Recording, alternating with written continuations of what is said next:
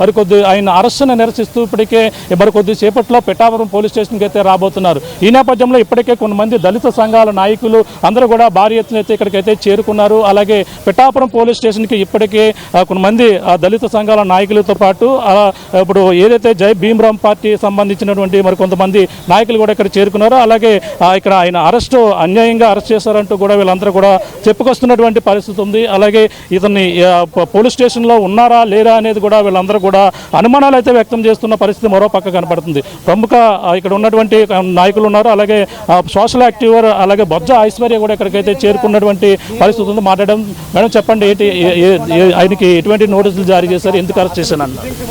నమస్కారం, నా పేరు బొజ్జ ఐశ్వర్య. Social activist. ఇప్పటి వరకు ఆయనకి ఎటువంటి నోటీసులు ఇవ్వలేదు. పోలీసులను అడుగుతుంటే ఎంత రెక్లెస్గా సమాధానం చెప్తున్నారు. పోలీసులు ఎవరి పక్షాన్ని ఉంటున్నారో అర్థం కావట్లే. అధికార పార్టీలో ఉన్న వాళ్ళు కొమ్ము కాస్తున్నారు. సామాన్యులకు ఎటువంటి న్యాయం చేయలేని పొజిషన్లో ఈరోజు పోలీస్ వ్యవస్థ ఉంది ఆంధ్రప్రదేశ్లో.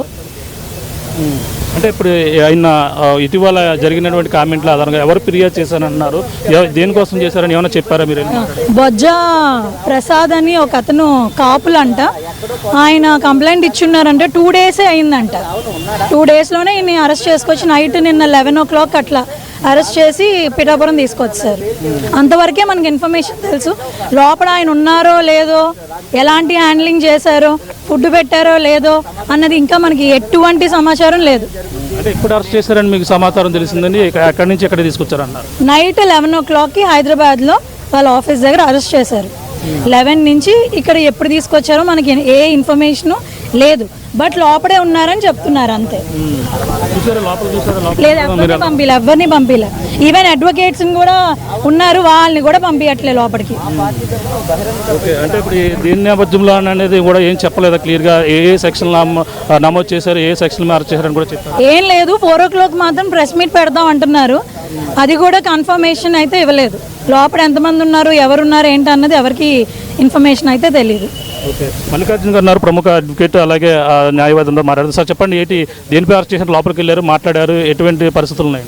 ఉదయం నేను రావణ్ గారు అరెస్ట్ చేశారని తెలిసిన వెంటనే ఇక్కడికి రావడం జరిగింది. అప్పటి నుండి ఇప్పటి వరకు కూడా రావణ్ గారిని మాకు చూపించలేదు. ఎఫ్ఐఆర్ ఏం వేశారు సిఐ గారు అంటే ఆయన చెప్పట్లేదు. అసలు మీ ప్రిమిసెస్లో చూపించండి, అసలు ఆయన బాగానే ఉన్నాడా అంటే చూపించట్లేదు.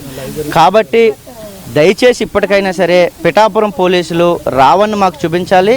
ఆయన మీద ఛార్జెస్ ఏమైతే వేశారో అవి కూడా మాకు తెలిస్తే మేము కూడా లీగల్గా ఫైట్ చేసుకోవడానికి కూడా అవకాశం ఉంటుంది. ఎందుకంటే రాష్ట్రంలో నిన్న కాక మొన్న మీ ప్రభుత్వంలో సాయి కృష్ణని ఏ విధంగా మీ పోలీసులే ఏ విధంగా చంపేసి బూడిద కూడా లేకుండా చేశారు అని రాష్ట్ర ప్రజలు ప్రశ్నిస్తూ ఉన్నారు. ప్రశ్నించే ప్రతి గొంతుకును కూడా మీరు ఈ విధంగా అరెస్ట్ చేసుకుంటా పోతే చాలా కష్టం. కాబట్టి రావణ్ని దయచేసి చూపించండి, లేదా మరో సాయి కృష్ణలాగా ఏవైనా చేసేసారా అనే అనుమానాలు వచ్చి ఈ పోలీస్ స్టేషన్ అంతా కూడా దిగ్బంధం అయ్యే అవకాశం ఉంది. కాబట్టి దయచేసి రావణ్ని చూపించండి. ఆయన మీద ఏమైతే ఛార్జెస్ చేశారో ఎఫ్ఐఆర్ కూడా మాకు ఇవ్వాలి. అంటే ఆ రోజు దళిత క్రైస్తవ సంబంధించిన వేదిక ఎటువంటి వ్యాఖ్యలు మాట్లాడడం జరిగిందండి? 28వ తారీఖున దళిత క్రైస్తవ సమర శంఖారావం అని జడా శ్రవణ్ కుమార్ గారి ఆధ్వర్యంలో ఏలూరులో ఒక బహిరంగ సభ ఏర్పాటు చేయడం, దానికి అతిథిగా రావణ్ గారు కూడా రావడం జరిగింది. రావణ్ దాని మీద నుండి మీరు అందరూ కూడా మీడియా ద్వారా కూడా చూశారు.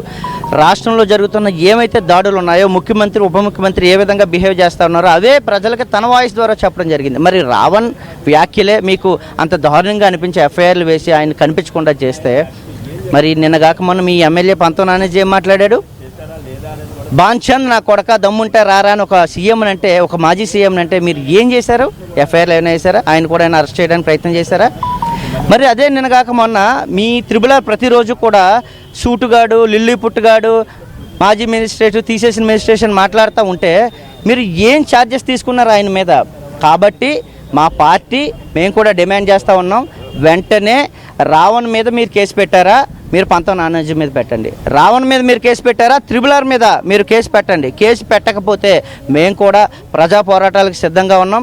కోర్టుల్లో కూడా మా పోరాటాలు కొనసాగిస్తూనే ఉంటాం. అంటే ఇప్పుడు నిజంగా హైదరాబాద్ నుంచి ఇక్కడ తీసుకొచ్చారని సమాచారం ఉందా మీకు? లోపల ఉన్నారు, మీరు వెళ్ళి చూసారా, మాట్లాడారా? నేను చూడడానికి ప్రయత్నం చేశాను. హైదరాబాద్ నుంచి అసలు పిఠాపురం పోలీస్ స్టేషన్కి తీసుకొని వచ్చారా లేదా, మధ్యలో ఎక్కడైనా ఆపేశారా, లేకపోతే సాయి కృష్ణలాగా ఏమైనా జరిగిందా? రేపు పొద్దున్న ఇప్పుడు కొద్దిసేపటికి చూపించకపోతే మేము హైకోర్టుకు పోయి హెబియస్ కార్పస్ వేసుకోవాలి. కనిపించట్లేదు మనిషి అని చెప్పి, లేకపోతే లేకపోతే రేపొద్దున మరొక సాయికృష్ణ కేసు కానీ రాష్ట్రంలో కానీ చూసాము అంటే రాష్ట్రాలు కూడా తగలపడిపోతాయి. పక్క రాష్ట్రంలో ఉన్న వ్యక్తిని నువ్వు ఇక్కడికి తీసుకొని వచ్చి కనిపించకుండా చేసావు అంటే ఇది చాలా దారుణంగా మేము ప్రకటిస్తా ఉన్నాం ఈ సందర్భంగా. ఓకే, ఇంకా కొంతమంది నాయకులు ఉన్నారు, దళిత నాయకులు. చెప్పండి, ఏంటి ఈ ఘటన ఎలా చూడాలి, అసలు ఇక్కడికి తీసుకొచ్చారని కూడా సమాచారం ఉందండి. ఈరోజైతే చాలా దుర్మార్గమైన చర్య. మరి రాష్ట్ర ప్రజలు అందరూ కూడా చూస్తున్నారు. నిజంగానే రాజ్యాంగం కాదు, రెడ్ బుక్ రాజ్యాంగమే నడుస్తుందని అనిపిస్తుంది. రావణ్ గారు పేరులోనే ప్రశ్నించే రావణ్ అని ఆయన ఒక మీడియాని అయితే రన్ చేయడం అందరికీ తెలిసిన విషయమే. మొన్నటి రోజున దళిత క్రైస్తవ సమర సంకారంలో మరి ఆయన గెస్ట్గా వచ్చారు. ఆ క్రమంలో సభలో మాట్లాడడం జరిగింది. అదేమీ పెద్ద నేరం అయితే కాదు. అదే నేరం అనుకుంటే ముందుగా మరి పంతం నానాజీ గారిని అరెస్ట్ చేయాలి. అలాగే మరి త్రిపుల్ గారు రోజుకొక రకంగా పూటకో రకంగా మా నాయకుడు జడా శ్రావణ్ కుమార్ గారిని మరి వేలనగా వ్యంగ్యంగా మాట్లాడడం మీ అందరికీ తెలిసిందే. నేను రాత్రి చూశాను, ఏకంగా కొడకని కూడా అనేశారు త్రిపుల్ గారు. నా కొడక అన్నారు. ఆయన నా కొడకన్నంత మాత్రాన శ్రావణ్ కుమార్ గారు వ్యక్తిత్వం ఏం తగ్గదు. అలా కొడక అనాలనుకుంటే ఈ రోజున ఈ రాష్ట్రంలో దళిత ప్రజలకి అందరికీ నువ్వు పెద్ద కొడుకు అవుతావు. త్రిపుల్ గారు నువ్వు శ్రావణ్ కుమార్ గారిని ఒక్కడనే కొడకన్నావు, నువ్వు మా అందరికీ కూడా పెద్ద కొడుకు అవుతావు. ఈ రాష్ట్రంలో దళిత నాయకులందరూ కూడా దళిత సోదరులందరూ కూడా నేను పెద్ద కొడుకుగా భావిస్తారు. మాటలు సరిగా రాకపోతే మా మాటలు ఇంకా దారుణంగా వస్తాయి. ఏదేమైనప్పటికీ రావణ్ గారిని అరెస్ట్ చేసి ఇక్కడ తీసుకొచ్చాను అన్నది ఒక బూటకం. రావణ్ గారు అయితే ఇక్కడ లేరు. నాకు తెలిసిన సమాచారం సర్పవరం లిమిట్స్ పోలీస్ స్టేషన్లో ఉన్నారని, ఆయనకి నాకు తెలిసి ఆయన ఇబ్బంది పెడుతున్నారని ఒక సమాచారం అయితే ఉంది. ఇది మసిపూసి మారేడుగా చేసే విధంగానే ఇక్కడ పోలీసులు ఐస్టెన్స్ని క్రియేట్ చేసి ఇక్కడ ఒక ఆందోళన క్రియేట్ చేసి మిస్గైడ్ గైడ్లైన్ చేసి ఇక్కడ జనాలను ఉంచడమే. నిజంగా రామన్ ఇక్కడ ఉంటే రామన్ ఏమి బందిపోటు కాదు. ఇక్కడికి వచ్చిన వాళ్ళందరూ కూడా ప్రజానాయకులు. మరి అందరూ చూసి మాట్లాడి అతనికి ఏ రకమైన మరి న్యాయం చేయాలనే దానికోసం మాట్లాడవచ్చు. ఒక వ్యక్తిగతంగా ఆయన్ని ఒక దుర్మార్గుడు కాదు, ఓ మర్డరిస్ట్ కాదు, ఓ రేపిస్ట్ కాదు, ప్రశ్నించే వ్యక్తిగా ప్రశ్నించే గొంతుకి నేను నొక్కడానికి కోసం మీరు చేస్తున్న దుర్మార్గం. ఇప్పుడు పోలీస్ స్టేషన్లోకి వెళ్తాం. ఒకవేళ పోలీస్ స్టేషన్ లోపలికి వెళ్ళలేని పక్షాన ఈ యొక్క ఉద్యమాన్ని తీవ్రత చేస్తారు. మా నాయకులు జడా శ్రావణ్ కుమార్ గారు కూడా వస్తున్నారు. ఇక్కడికి పెద్ద ఎత్తున రాష్ట్ర వ్యాప్తంగా పిలుపునివ్వడం జరిగింది. రావణ్ గారికి ఎటువంటి ఇబ్బంది కలిగినా ఈ రాష్ట్ర ప్రభుత్వమే సమాధానం చెప్పాలి. ఇప్పుడున్న పరిస్థితుల్లో సాయికృష్ణ కానీ దువ్వాడ శ్రీనివాస్ కానీ అనేక మంది మరి కిడ్నాప్ అయ్యి వారి యొక్క సమాచారం ఏమీ లేనట్టుగా అయితే మాకు ఆందోళనగా ఉంది. రావణ్ గారు లాంటి వ్యక్తిని కూడా ఈ రాష్ట్రానికి లేకుండా చేసే దుర్మార్గమైన ఈ ప్రభుత్వాన్ని మరి ప్రజలందరూ కూడా తీవ్రంగా ఖండించాలి.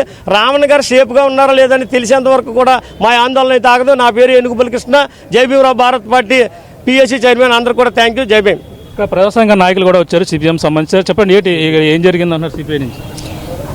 ఈరోజు సమాచారం మేరకు ప్రశ్నించే రావణ మా దళిత సోదరుడు హైదరాబాద్లో అరెస్ట్ చేసి పిఠాపురం పోలీస్ స్టేషన్కి తీసుకొచ్చారనే ఒక సమాచారం ఉంది.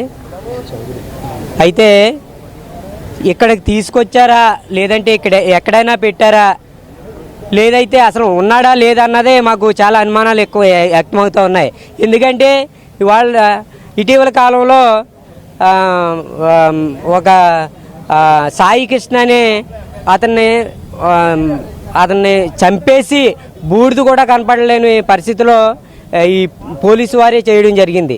దాని మీద మాకు అనుమానాలు వ్యక్తమవుతూ ఉన్నాయి. ఆ సాయి కృష్ణ దాని మీదే మేము ఇవాళ అనుమానాలు వ్యక్తమవుతూ ఉన్నాయి. రావణ్ పిఠాపురం పోలీస్ స్టేషన్లో ఉన్నాడా లేదా, సిఏ గారిని ఎస్సీ గారిని అడిగితే ఇక్కడే ఉన్నారు అని అంటున్నారు. ఉంటే చూపించాలి, మాకు చూపిస్తే మేము 10 మందికి తెలియపరుస్తాం ఇక్కడ ఉన్నారు కదా అన్నది మేము చెప్తాం.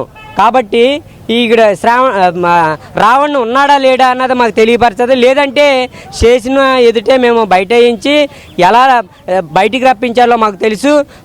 దళిత సంఘాలుగా మేము ఉద్యమం